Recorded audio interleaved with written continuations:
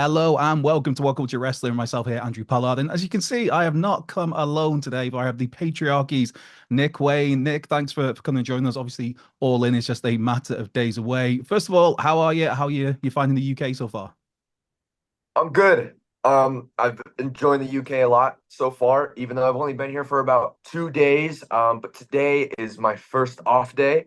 So I'm looking to do some cool things, hopefully in London. And then one of my boys comes into town tomorrow, so hoping to do Cool. some cool things before we get to All In London. So you've got an off day and they make you talk to me for 15, 20 minutes. Man, that's that's ruining that day. But yeah, we have got All In on Sunday, literally again, a matter of days away. You're one third of the AEW Trios champions. It's at London's Wembley Stadium, tens of thousands of passionate wrestling fans. And it's not just like a match you've got a London ladders match with three other teams, one of which technically, as of this recording, is yet to be revealed. So 12 guys in a ladder match. What's the thought ahead of that? Is it nerves? Is it excitement? Is it a bit of both? Is it like what craziness can I pull out that's gonna steal the show? It's all the above that you just said. Um, Excitement because I'm very excited to be on a platform like this. This is the biggest show I've ever done. Like you said, 50,000 plus people will be in attendance on Sunday. So it's a excitement, but also nerves at the same time because I want to show out in front of all these people. I know people around the world are going to be watching. Probably over 1 million people watching from around the world. So I really want to show out. I really want to stand out. I want to do whatever it takes to one, be victorious, and two, to be a standout of the All In pay-per-view. Yeah, I mean, you were a part of last year's All In ringside for Sting and Darby against Christian Cage and Swerve.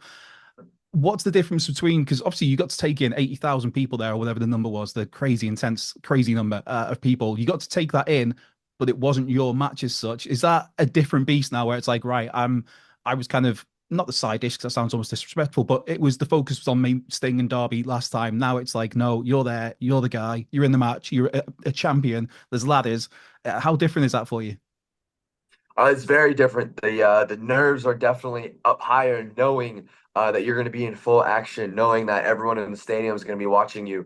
Um, but I'm also very excited. I feel like it's an improvement to 1 year kind of be on the sidelines and then the next to be as a main attraction on the show. So I feel like it's an improvement in a huge way. Yeah. As of this recording, last night was Dynamite and also the Collision tapings. I'm not going to give away any Collision spoilers, but you made an appearance from what I understand. How was the Cardiff crowd for you? It was good. They were crazy. They watched over like 4 hours of wrestling and they never really died down. They were amped up the entire time. So Cardiff is a different beast. Yeah. And I believe this is your like third ladder match. There was a seven-man match back in the day. There was a one-on-one, but now, as mentioned, there's 12 bodies involved in this. And who knows, there might be even more bodies involved. How do you go about this? One, in terms of just as a wrestler putting a match together, but without trying to get too much inside baseball, but just in terms of how do you share the match out? There's 12 people there. That's a lot of people to cram into one match, dude. Yeah. Yeah. 12 people in a ladder match. I'm trying to think if I've ever seen a ladder match with that many people in it. I can't think of Um, one. I can't think of one myself. so maybe it's a first. But it's going to be crazy. It's going to be a lot of chaos. A lot of Yeah. bodies are going to be flying. A lot of people are going to do some crazy stuff. Me being one of them, hoping to do the craziest of the stuff. And of course, retain the AEW Trios champions. Um, but it's going to be unreal. You're going to see a lot of crazy things. You got a lot of different styles in the ring in the different trios. We have a lot of different sizes in the competitors. Yeah. Um, it's going to be crazy. It's going to be a crazy styles clash in a ladder match. Yeah, it's gonna be nuts because you do have the Bang Bang Gang, you've got the House of Black, and then as of now, a team to be determined. Oh, again, I won't give any spoilers away, but it's just setting up really well. But you talked there about you are the AEW Trios champions with Christian Cage, with Kill Switch. Two people I've been fortunate enough to interview before, but in particular with Christian. As a 19-year-old in this business, obviously you've been wrestling for like what since as long as you can remember, pretty much, and I understand that. But Christian Cage, man, just one of the great veterans out there who's been there, done it all to the top of the mountain, starting from the bottom, the top of the mountain, tag team champions, world champions, singles champions. And obviously these days, you're for better or for worse, maybe not the nicest of characters on TV. But how is it to sit under the learning tree of Christian? Because as far as pricks goes, they do not get any better than Christian Cage. It's probably the biggest blessing I've been blessed with, aside from getting signed at such a young age. Yeah, I truly believe Christian is one of the most underrated professional wrestlers of all time. And his mind for professional wrestling is truly on another level, in and out of the ring, in the promo game. Um, so just being able to have that full access to pick his brain whenever I want is kind of a huge blessing to me. And the fact that he watches all my stuff and critiques me, I ask him, I'm like, please just tear me apart with critiques, because I want to get better. So it's truly is something that I'm very thankful for to have at just an arm's reach. yeah. There's so many guys there. I mean, just in terms of people you've interacted with yourself, in terms of the veterans, I mean, even Sting, but you've got an Adam Copeland there. You've got Brian Danielson, Claudio, Billy Gunn, Shibata, which is nuts to see. So great to see. Even like, Jim Ross and the people behind the scenes. How is it as just to maybe take yourself away from the in-ring stuff and just see you're a 19-year-old signed to a major promotion, one of the biggest wrestling companies on the planet. You get to travel the world with your mum, which is must be really cool. And you've got all these greats to sit under the learning tree for. How is the day-to-day life for Nick Wayne? It must be pretty good, man. Dude, it's crazy. Yeah. Like sometimes I sit back and I'll look kind of at the locker room or what's going on before the show, and it's like Kazuchika Okada is just right over there, like it's a crazy thing to see, and like the diversity we have on our roster is unreal. It's truly some of the best from every continent of wrestling, guys who have shined in all these different places in wrestling, all coming into one. It's like the craziest styles clash of wrestling. I truly believe there's no one else doing it like AEW right now, as far as diversity wise.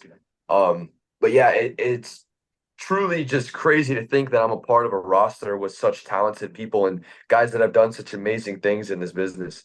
Yeah, and I guess diversity is that what you said there is a really good point because you've got Billy Gunn who is whatever in his early 60s and is just jacked, but he's just as valuable as getting a spotlight as 19-year-old Nick Wayne. It's like it's regardless of age, it's just like right, if you're good enough to be on the TV, you're on the TV. And obviously you've absolutely earned your spot where you are now. But was there anyone in particular where it was like a properly in awe of like, oh my God, I can't believe I'm still next to Sting, Danielson, he said Okada. Any of those, or is it just like a lot of those moments of like, no, just you deserve to be here, take it in.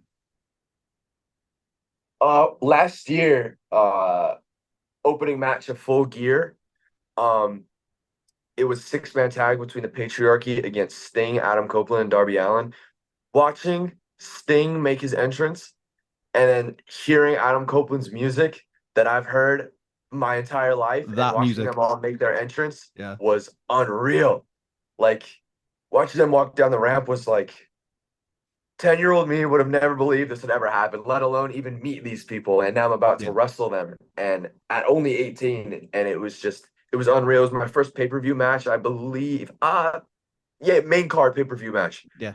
Um, but yeah, that was a moment where I was just like, this has to be a dream. And if it's a dream, please don't wake me up. It's like don't put the camera on me, stop smiling, focus on what's happening, Yeah, don't yeah, mark out. Yeah, it's like these yeah. greats of Yeah. the game coming in. You mentioned Darby there, and you mentioned getting signed at 18. Obviously, that you got presented with a contract at the Defy show.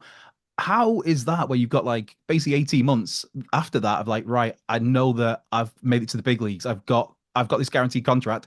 It's just getting from there to there. How do you cope with that like year plus of just like keep busting your ass, keep doing what you're doing, and try not to get too ahead of yourself? Because that again, there must be so many emotions going through you for those 18 months or so. Very much so.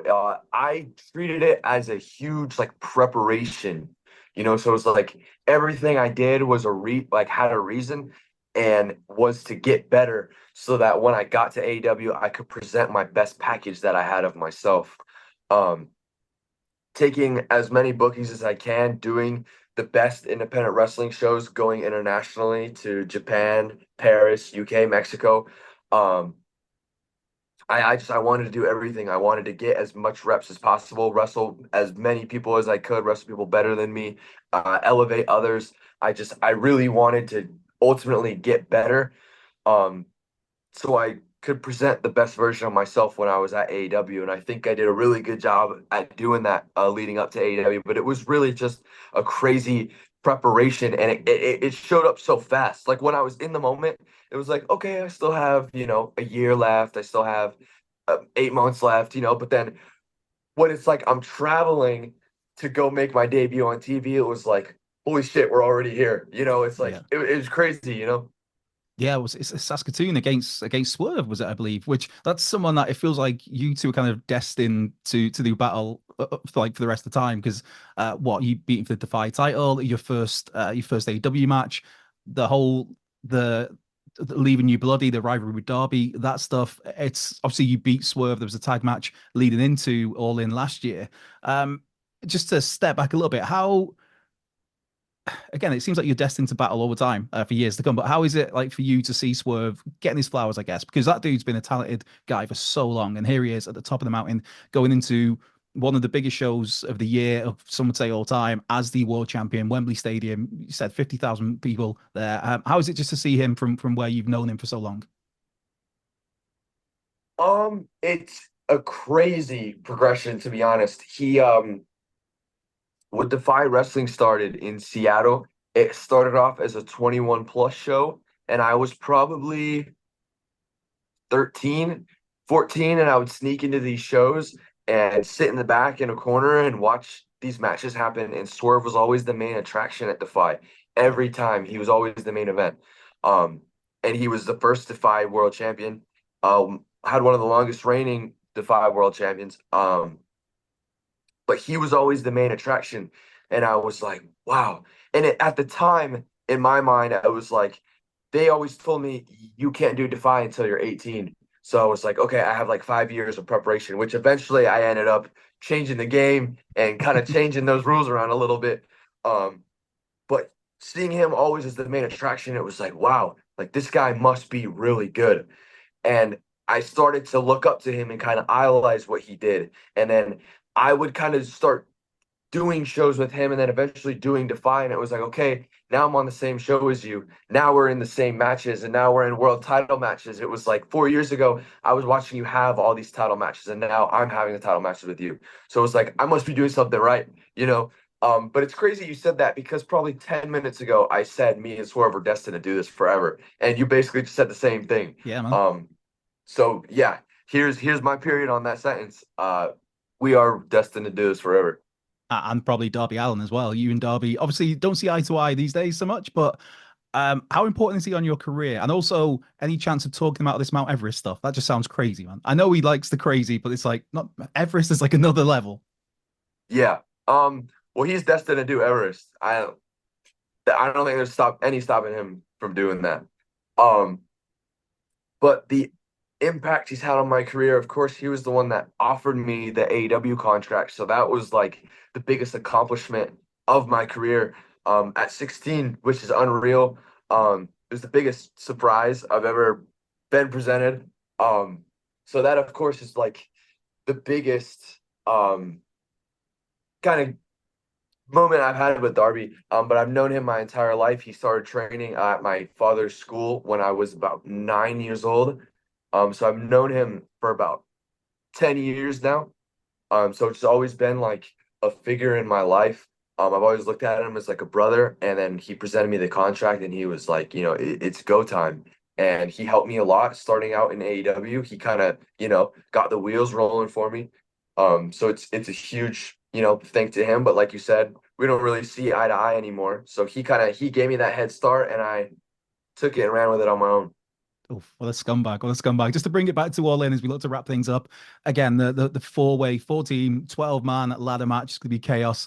What could fans expect? And is there any? I mean, do you have any favorite ladder matches? Is it some of the Edge, Christian, Hardy's, Dudley stuff, the Shawn and Razor, Jericho, Shawn Michaels, Kevin Steen, El Generico, even the Bucks and Lucha Bros? There's so many ladder matches that are like the bar for that sort of match is so high.